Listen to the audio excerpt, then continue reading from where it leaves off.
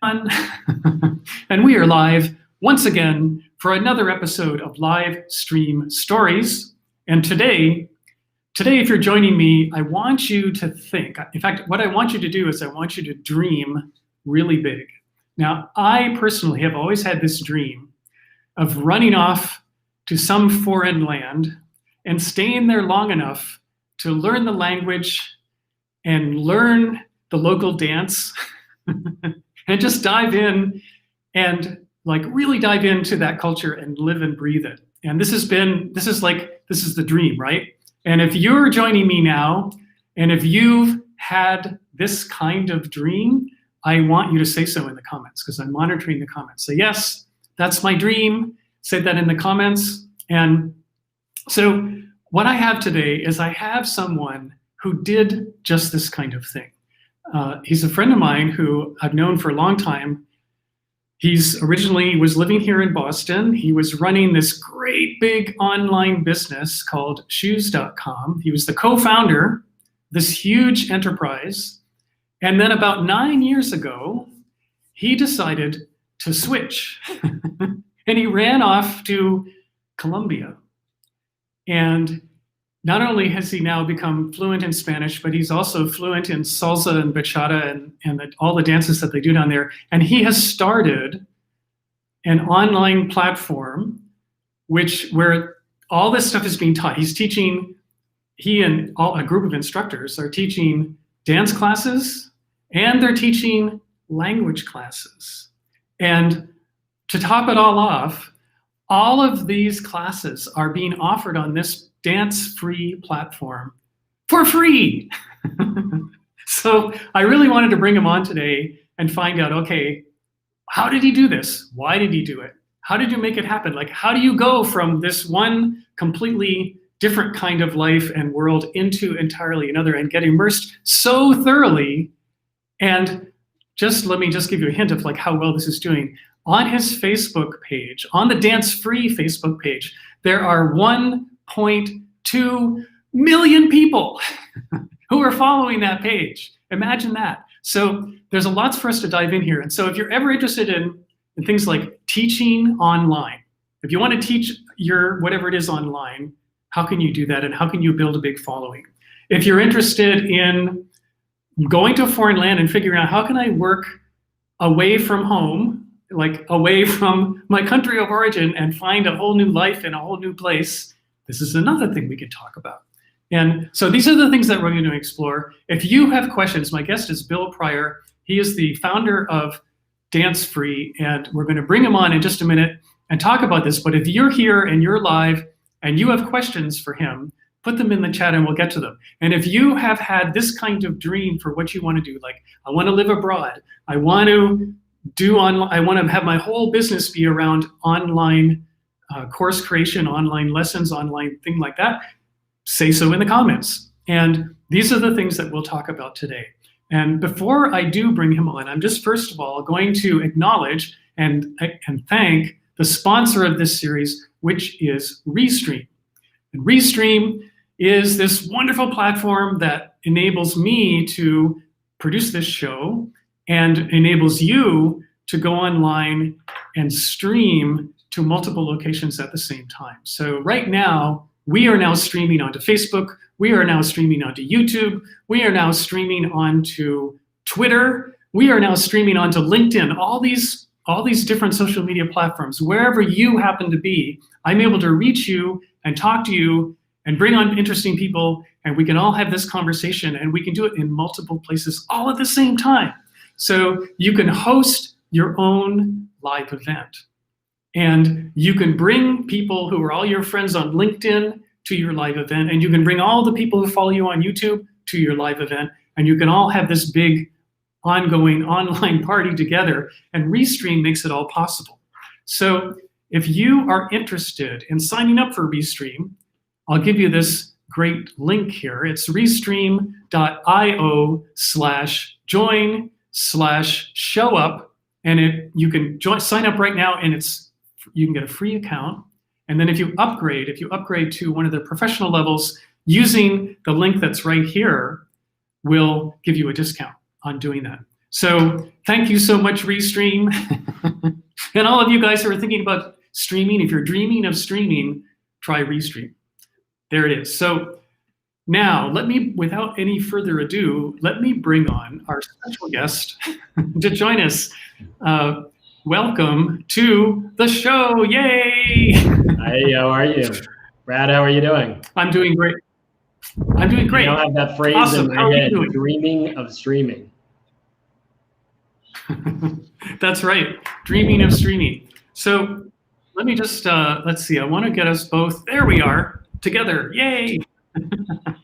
So you are calling in all the way from, now I'm going to pronounce it Medellin. Is that even close to being correct? Medellin, Colombia. It would be correct, but if you are Colombian, you would say Medellin. Medellin. So the 2 L's or a Y would be like a J, Medellin. I'm in Medellin, Colombia, which is inside of a mountain range. Right. And right. So when you first went to Medellin, did you know that that was the way to pronounce it? Yes, I did. Oh. But I had already been to Medellin 3 years earlier when I came to live here. Okay, well, that's a good starting point. I mean, I'm very curious in terms of like, how did you come to choose this location? What's the story behind like, okay, I'm going to Colombia and I'm going to move there? How did that even occur to you? Getting there is telling a little bit more about like who I am and why I was attracted to be in a Latin country. So for me, I guess I'll tell you a little bit about me first. Does that work for you? Absolutely, yes, go for it. Okay, great. Well, when I was young, my family did not have a lot of money, right? There wasn't a lot of money and I was often hungry and there wasn't a lot of food in the refrigerator and we almost never had juice. And when I was 10, we moved from Boston, Massachusetts to San Diego, California. And when we arrived, the kids at school were taking dance classes, but I was too late to participate. And because San Diego was close to Mexico, I got a feeling for Latin American culture and I loved it. I thought I was Latin. I loved everything about Latinos. I thought they were warm, friendly, happy people. They knew the lyrics to every song. They lived for the moment. They had a different set of priorities. Health, family, and friends were more important than work. And I began exercising at an early age. When I was 9, I was the youngest person to participate in the Boston Marathon. And I wanted to run the whole thing, but my parents made me start at the halfway mark, at the 13-mile mark. So having moved to California, I returned to Boston when I was 13 and I ran the whole thing. Wow. And then other stuff about me, I love design, especially architecture. I've always been an overachiever. I was the student body president in high school, graduated summa cum laude from Berkeley. Since the age of 10, I always stayed up all night to get perfect grades. And I've always been socially conscious. So helping others for me has always been more important than making money. And when I graduated from Berkeley, I spent my first years working for a nonprofit, helping at-risk youths and adults. So summarizing a little about me, we didn't have juice. I didn't get to take dance classes. I'm a socially conscious overachiever. And I loved Latin American culture. I love design and I love staying in shape. But I had no money and I didn't want to feel hungry ever again, so I had to work. So I already had that kind of starting feeling of knowing that I liked things Latin, right? And I loved dance, and Colombia was like a center of dance for me, especially salsa. And as soon as I had enough money, I bought the 2 things that I didn't have. So I bought juice and dance classes. I filled the refrigerator with juice. Orange juice, apple juice, cranberry juice, white grapefruit juice, pink grapefruit juice. If it was juice, I had it in the refrigerator. And the juice began to spoil and I didn't want any more juice.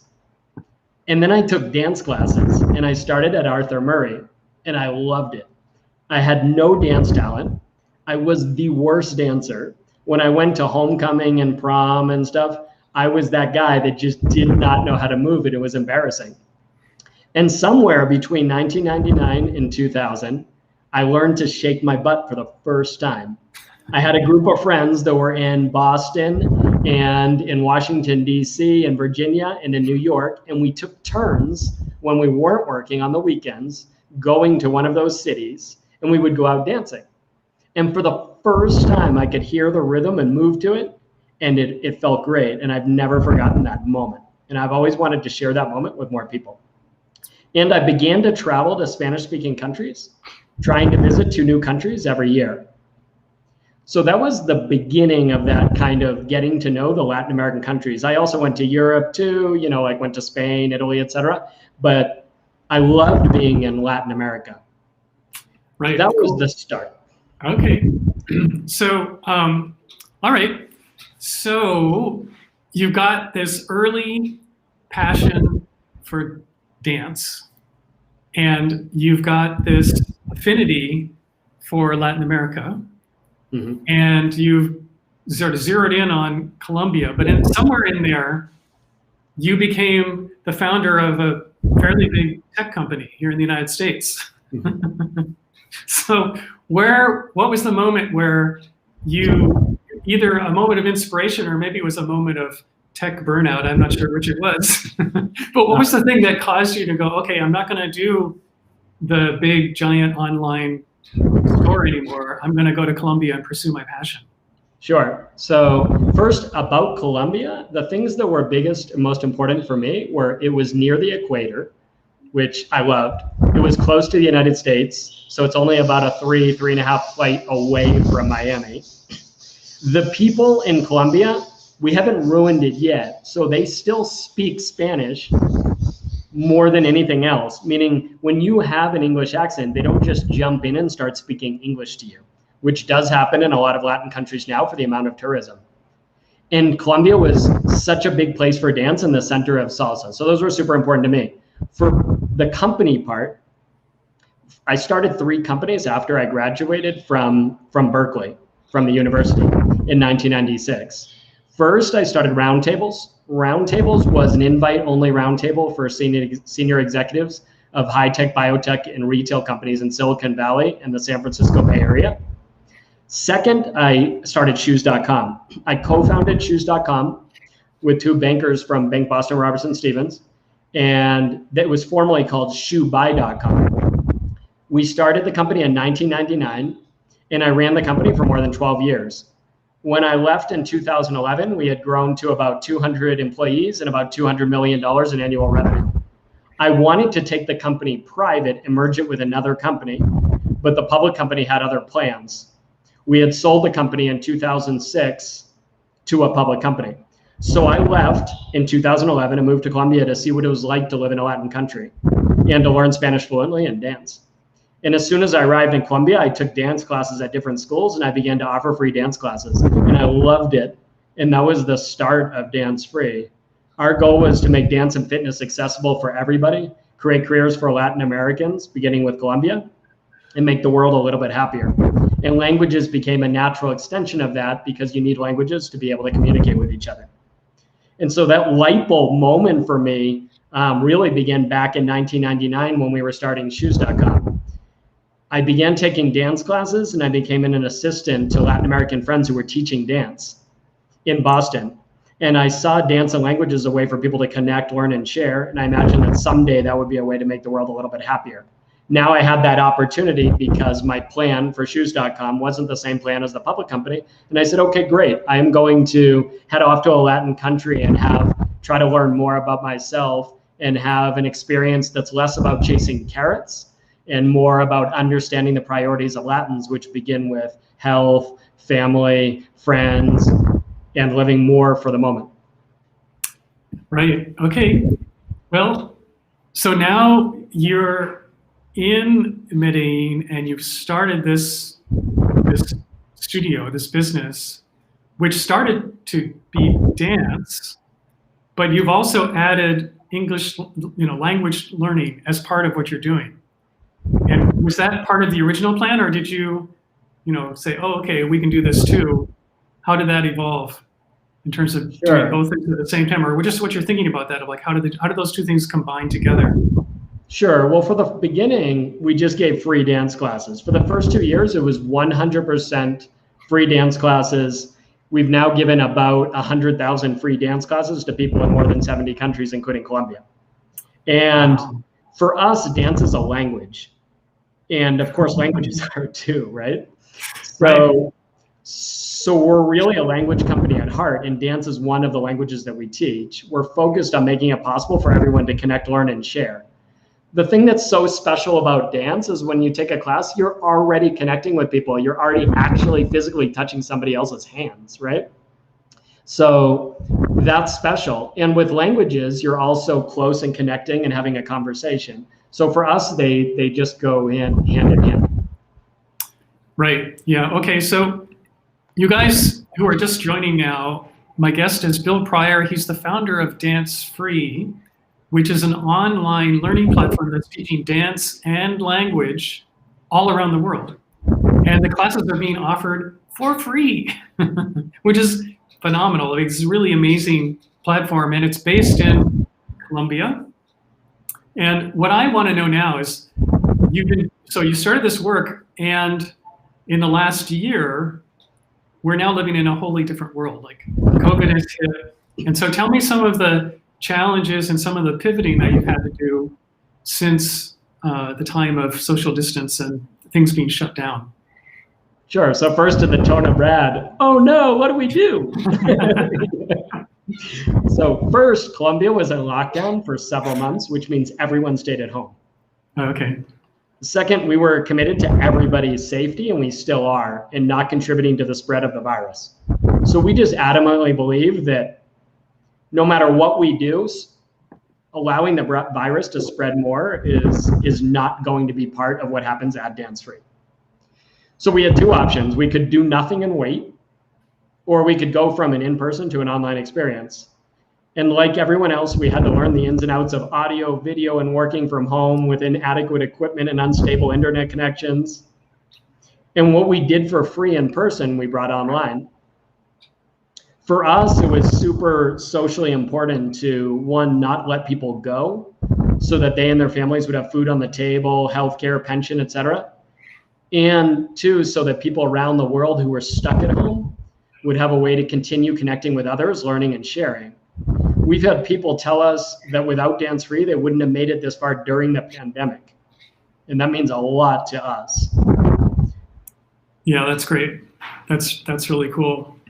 I mean, you're really, you've created a community and really created some community support, for all the people involved, the instructors, as well as the people participating in the classes. So how has the level of course, like you said, like you delivered over 100,000 classes, and I'm just wondering, in the last 8 to 6 months, has that the delivery of classes, do you see that now that people are coming online for everything that they do, is that creating more exposure, more interaction, more what's been the change between what you were doing, say, a year ago to what's going on right now? Sure. So what's changed the most for us is that you have people that were coming to Colombia from around the world who we're now connecting with them where they are. And there were a lot of people that were visiting Colombia that when the pandemic started, they were afraid to be in Colombia. And they were getting calls from their countries. When I say calls, seeing it on the news, et cetera, or reading that their countries were recommending coming home, returning to their homes, to their home countries. Mm-hmm. So now the difference has been that we're going to them. So it's been a full learning curve. It's like a 180, right? We were used to creating an in-person experience, and now we're creating an online experience going to them. Yeah, exactly. Yeah. Okay. So I know that you've been using Zoom pretty heavily, which is interesting because Zoom is this platform that allows people to be all together in a group. And so you've got, language classes where people can actually get on and talk with each other. And then your dance classes where the instructor can actually watch students participating. And so just talk to me a little bit about that process. Like, okay, we're going to use Zoom, and how are we setting this up? You should talk to me about the process. You're the expert. Well, I mean, you know, like honestly, you have this really cool studio. You've got it set up with, you know, multiple computers. You've got a DJ who's handling. You've got this interesting system that you've created on your own, and I just, you know, share that with the people who are going to be watching this. Okay, so I'll tell you a little about ours, and then of course you're the expert. So, like everyone else, we had to learn the ins and outs of audio, video, and working from home. Right? Yep. The equipment wasn't adequate, and the internet connections weren't stable. They were all over the board. So we started by just saying, like, well, what do you do from an equipment standpoint? What do you do to measure internet connections? What kind of bar do you set for each of the instructors that's going to give a class? We would have to say if an instructor could or couldn't participate based on how good the equipment was that they already had at their home, how good their internet connections were, etc. So that was our first filter. And then it was, you know, how much can we afford to send the equipment to them, or to fill in the blanks where they didn't have what they needed, such as a stable internet connection. That was the working from home part. And it was difficult. We would have like mini heart attacks, you know, you're online. It's like, no, their bars are going down. That was no fun. I mean, we knew which instructor would have the best connection depending on the neighborhood that they were in. We knew what time of day. It was like, no, everyone's watching movies, and you know, this is the wrong time of day to have a class.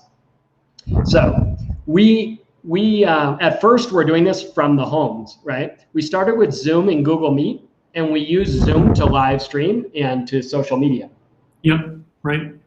We also used Google Meet to give individual classes if that was the preference of the user, of the client or the student. And like I said, we began doing this from homes, and now we do it from the DanceFree studio following strict biosecurity guidelines that have been approved by the Colombian government. It's called a biosecurity protocol, or Protocolo de Bioseguridad. So similar to when we projected video of a live person, or sorry, of a live in-person class at DanceFree, when there are a large number of students and we want to make the class as visible as possible for everyone. You know, keep in mind that we had classes where you would have, you know, 200 people in the class. So that was typical at DanceFree. There would be a line around the corner to get into DanceFree, and it would fill up. And remember that we were offering something free. We were connecting the community. Right. So we would create video that we would put on the walls so that everybody could see the class, for example, if they were further back. And then we also had a stage, an elevated stage for the instructors to be on for part of the class so that everybody could see them. But you wanted people to be able to see the class from everywhere. Mm-hmm. And we needed to think about the view of the instructor and whether you needed to flip the camera image so that people could see the class in the way that they needed to see it to be able to follow the moves. Yep. So it wasn't 100% foreign to us that there were things like the need for microphones and the need for the music that you had to project onto the speakers, and that you had to think about the camera views, and that we had a projected view on the screens that were above the instructors or on other parts of the space. We had to make sure that there wasn't a camera delay, and we had to make sure there wasn't an audio delay. It would be confusing to see the instructor move out of sync with the music. Yeah, for sure. We needed a way to get close up and give a wider view at different times during a class. Mm-hmm. We needed a way, we wanted to create a more personal in-person experience online, such as by having a real-time dialogue with our students. For languages, it's easier because you aren't moving around, and it's only necessary to see and hear the people you're interacting with and share screens, such as learning materials. Everyone's sitting down. I mean, you're usually not moving around for a language class. Mm-hmm. Yep. And for our language exchanges, we also offer language exchanges where we're all interacting and we're sharing what we've already learned or participating in activities, et cetera, and getting to know each other.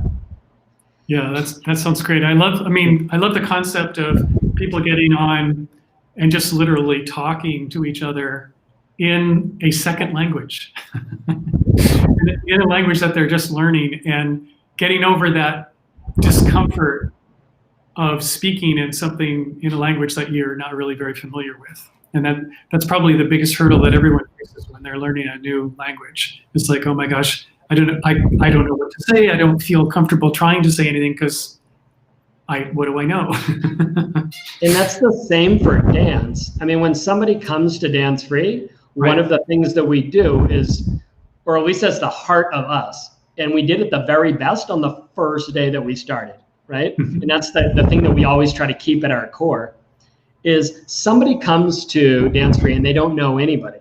And it's one of the most welcoming places that you can come to. And the people feel safe and they're comfortable when they're with us. And so it's letting people know, like, hey, how you doing? Is this your first time here, etc. And whether you're online or if you're in person, that's what we're trying to create.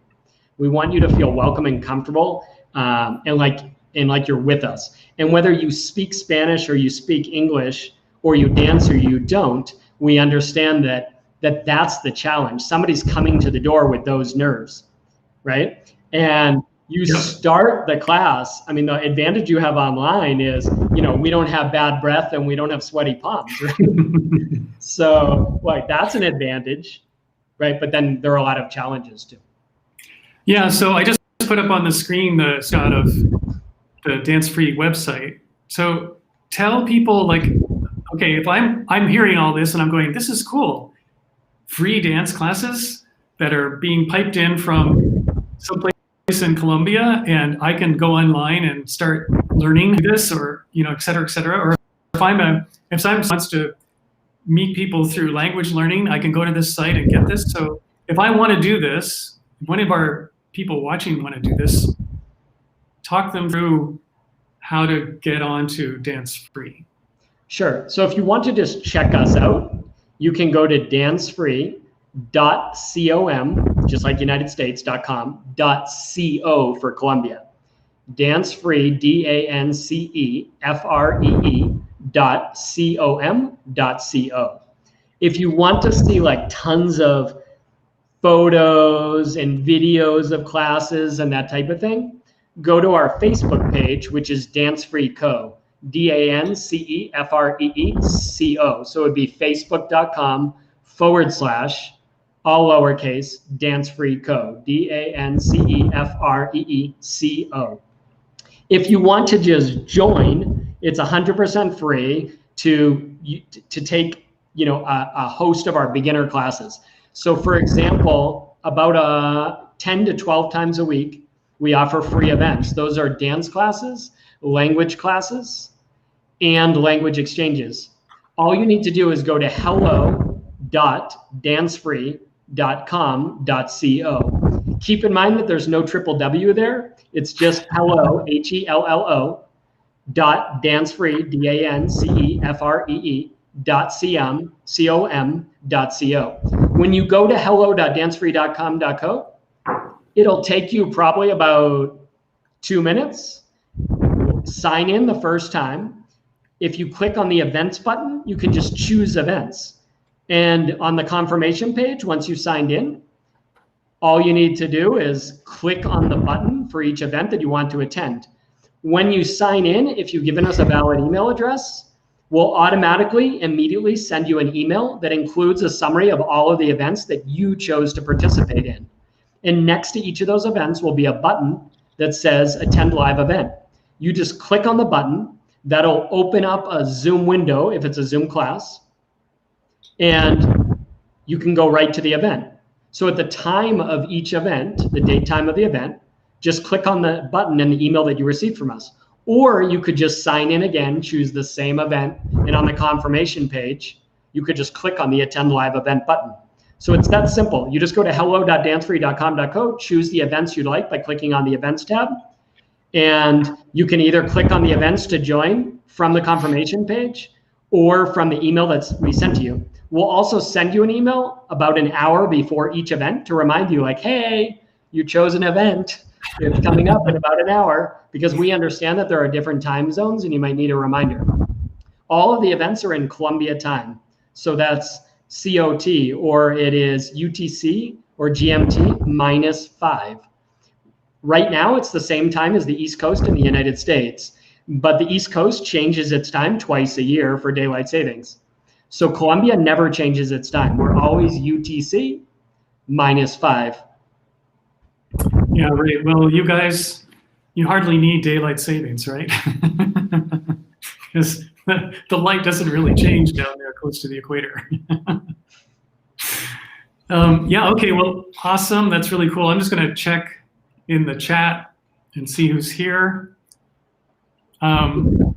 Interesting. So the next question that I have is sort of the next level in terms of where you see all of this going. Now, I know the platform that you're just describing, that DanceFree is built on, is a platform that could accommodate any number of things. So let's just talk about, like, if, you know, one of the things that you're gathering are instructors who want to teach dance, and you're also gathering people who want to help other people learn language. So what's your vision for the growth and expansion of what you're doing now?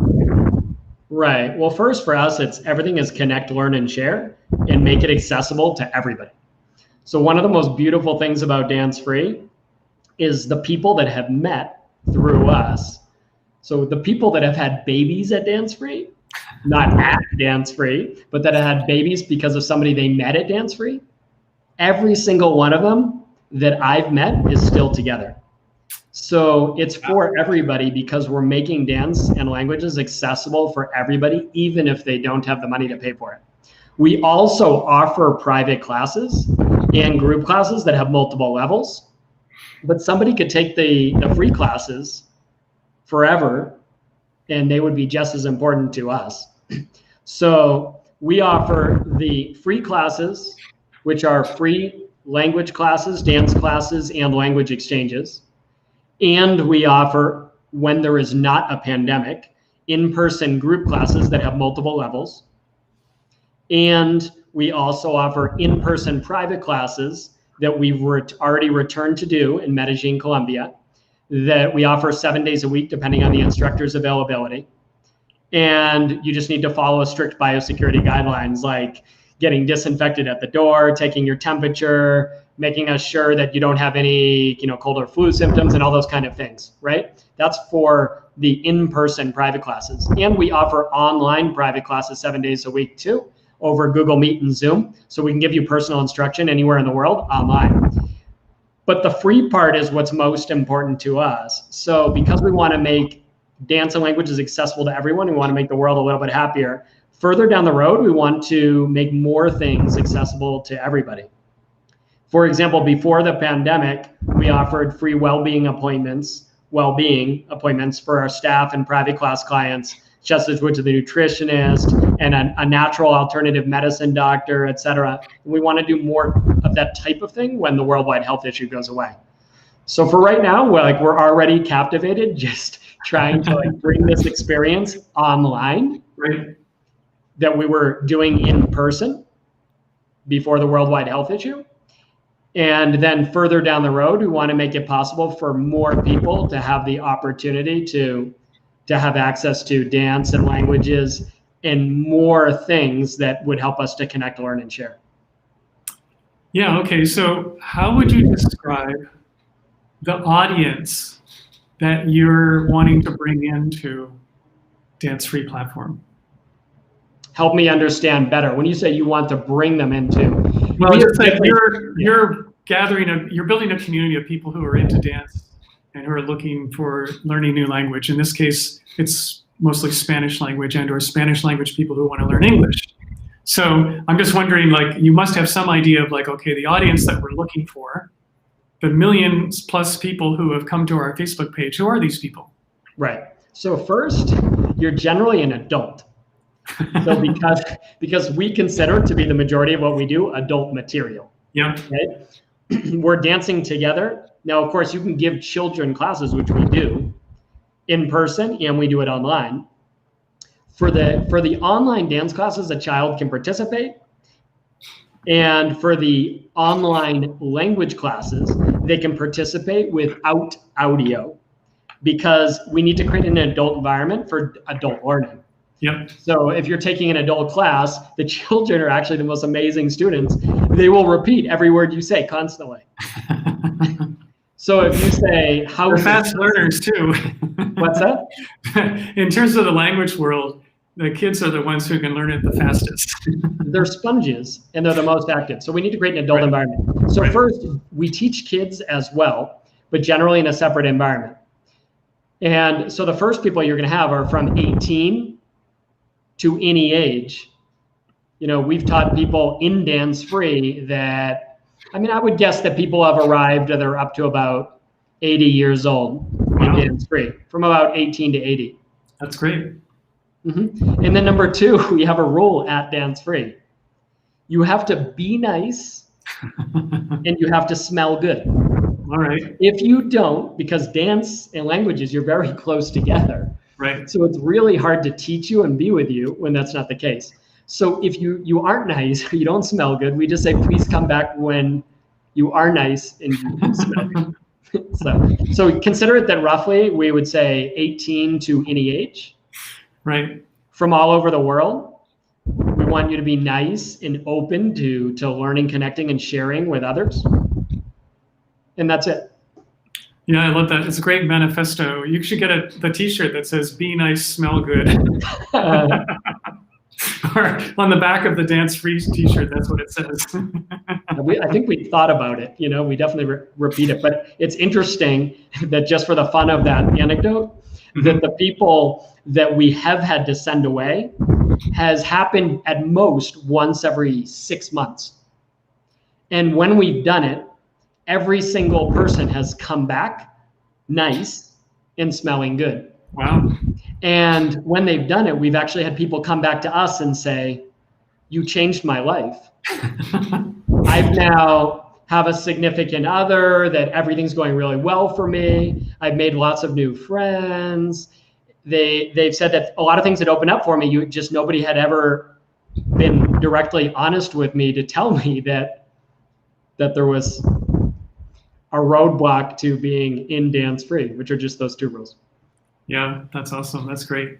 All right, so just sort of as we start wrapping this up, for anyone who might be thinking, okay, so I'm now in the current phase of having to stay at home most of the time, but in the future, I could do something like fly to Colombia. If I'm living in North America, it's going to be only a 3-hour flight.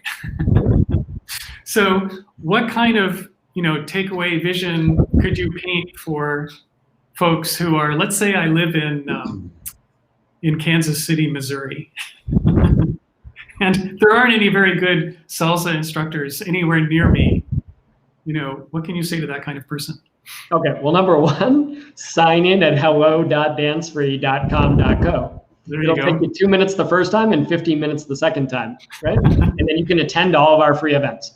That's number one, right? And number two, visit us in Medellin, Colombia. We'd love to see you. Right now, we can only offer private classes 7 days a week, but when we get back to group classes, we'll have free events every week, and that's a lot of fun too. Now, for your own business, as takeaways, when I started or co-founded shoes.com, we needed to make it possible to buy shoes without touching or trying them on. It was a $37 billion industry, and about 10% of shoes, or 5 to 10%, were being sold through catalogs.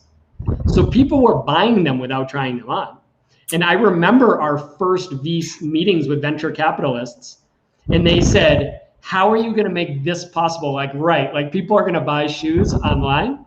This is in 1999. And we said, yes, we're going to make it happen, right? So we needed to bring that touch and feel experience online and eliminate the roadblocks that would make it harder for somebody to make a purchase, such as offering free returns and exchanges, or whatever you could do to make that a zippier experience. The shoes arrived to you very quickly. I mean, we started selling shoes and went to shoes, bags, accessories, apparel, outerwear, flowers, plants, and gourmet gifts, right? So we needed to bring all of those experiences online. Now, for teaching classes, one is the quality of the audio and the video. If you don't have high quality audio and video, I mean, it's really difficult for people to understand and connect with you. you have to have a strong internet connection. That goes hand in hand with the audio and video. One positive, like I was joking earlier with Brad, is there's no bad breath, sweaty palms, etc. So that's nice. The online experience also enables us to arrive instantly and share and collaborate more easily. When you enter an online class, you've already saved the travel time to and from the class. The negative is that many people want to learn in person. So why does somebody actually want to learn to dance or learn languages if they want to learn Spanish? Is it because they want to connect with others and be in person? Is it because they want to be in a relationship? What is that actual end goal? So the challenge is creating a personal experience online. And if you're setting up and putting away equipment, that process can be time consuming if you have a lot of equipment. So of course, it's great if you could keep that equipment set up to save that time for yourself, the teacher. We should listen to our students and clients. What are their goals? What can we teach online that can be complementary to the in-person experience, such as rhythm, basics, movements, concepts, sequences? We can't completely replace the in-person experience, because part of what we're teaching when if you're doing a hip hop sequence, that might be different. But if you're teaching somebody to connect and to lead or to follow, there's an important element of touch there and resistance and understanding how to make that connection with someone else. So we need to think through those things and how to create that experience online. And I talked earlier about those little things, like you might need to think about how to flip the image of the camera, right? Because if you don't flip the image of the camera, it might be that they can't follow you like following themselves looking in a mirror. Right. And you need to be able to think about that music, that you need to be able to synchronize the music so that it needs to enter the online session at the same time as your video, because you don't want the instructor to be out of sync with the music if you're teaching a dance class, for example.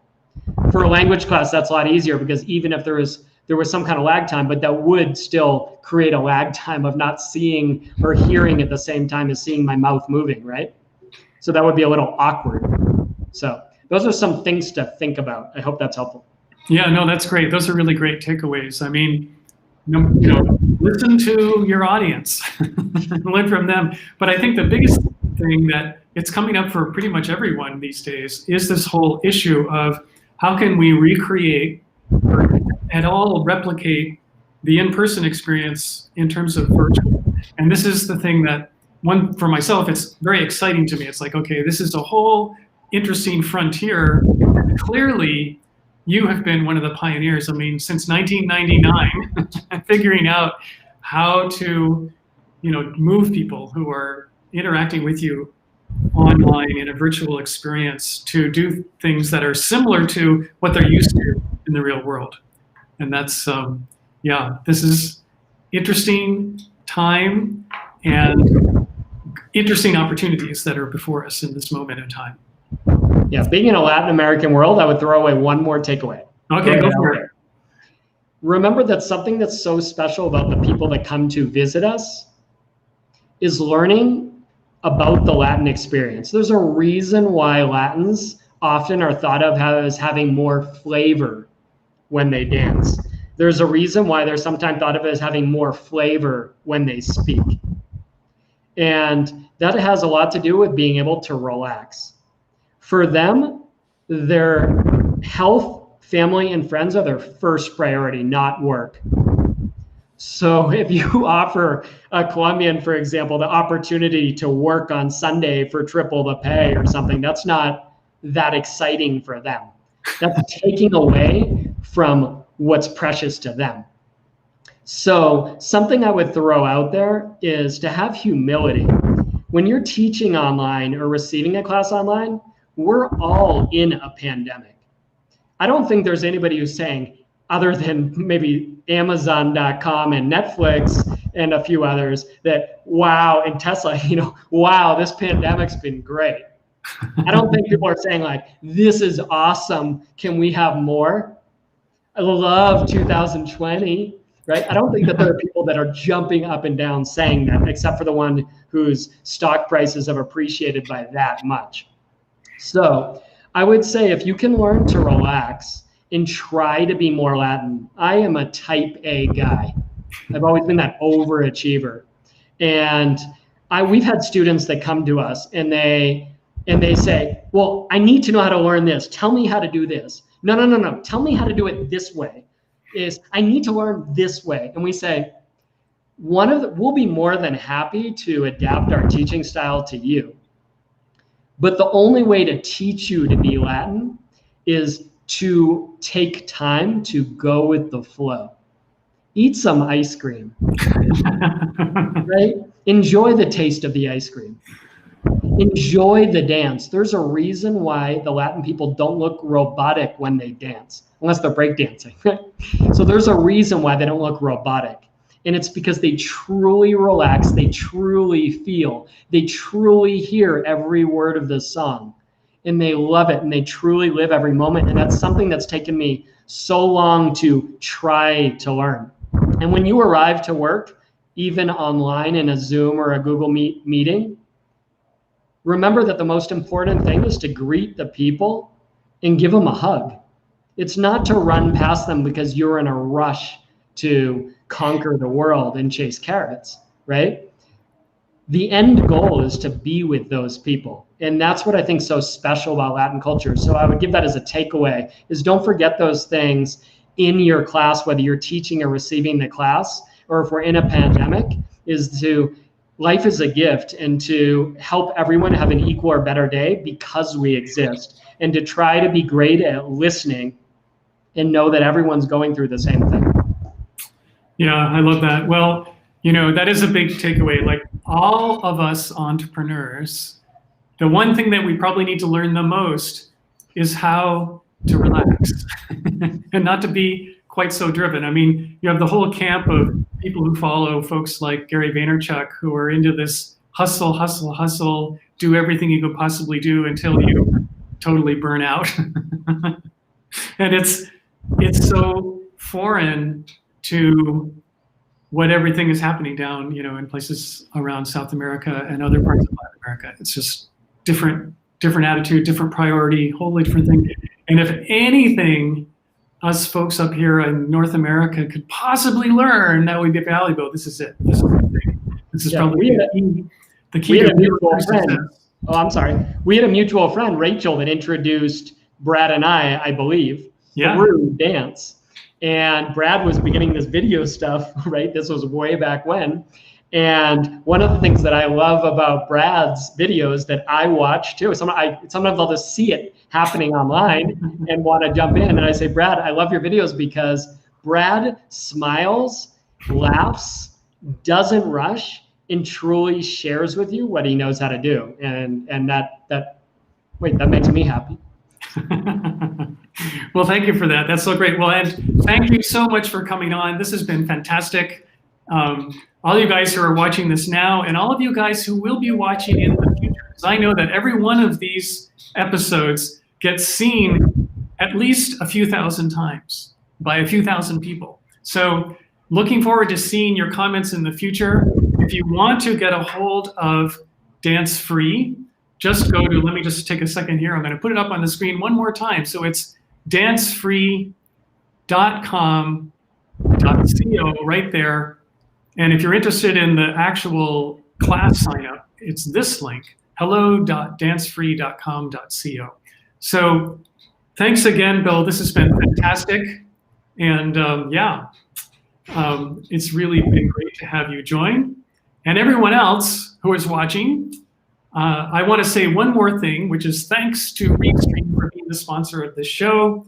If you're interested, now I'm going to just mention that Bill and I have been working together to make the DanceFree thing go even bigger, and he's been starting to use Restream. In fact, the most recent classes that he's been doing, he's been combining Zoom with Restream, which is one of the few interfaces, if you're using Zoom, and if you like using Zoom for your classes, for your online education, Restream allows you to take your Zoom class and then multicast it to multiple locations in terms of you can have your whole Zoom group going live on Facebook, or going live on YouTube and things like that, or going live to both places at the same time. So thanks once again to Restream. And if you're interested in joining Restream, the link is right here, restream.io/join/showup. And last but not least, look forward to next week, every Thursday at 3 p.m. Eastern Time. Thursday at 3 Eastern Time, we will have the next episode of Livestream Stories. And until then, so long, everybody. We'll see you